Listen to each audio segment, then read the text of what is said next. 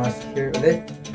Gawin natin yung isang galaw na pagka hindi kaya ng isang saluhan, gawin natin dalawang kamay. So isa to sa magkakadugtong na galaw mula sa technique na kinuha natin last time. Isa lang ang sumasalo. So ito dalawang kamay gagamitin natin. Same technique, pero gagamitin natin is dalawang kamay ang salo. Okay, sample natin. Hits, head, 1, 2,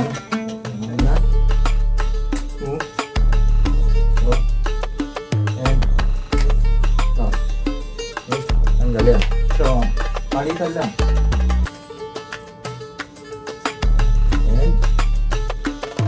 And so, kasi nyo, no?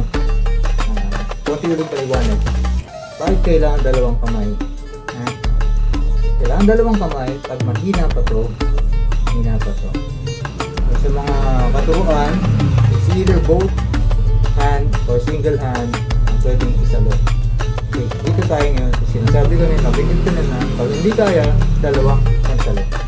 Okay, cover. And next.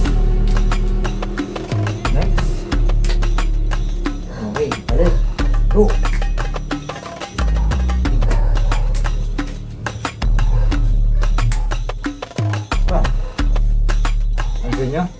Pansin nyo, kanina, galaw, lumampas yung pagsalo ko. Pag ganun po, lumusot. So doon na-apply yung isang technique na una natin ginawa. Okay? Sumasablay. So doon yung paliwanag natin sa mga susunod. Effective or not. Kasi effectivity ng isang hand. Kasi sumablay nga yung pagsalo ko, lumusot. So pag lumusot, sa halip na ganun, ito ginamit. Okay, susundan nyo unti-unti. Okay, isa pang galaw namin. So palitan kami. Okay,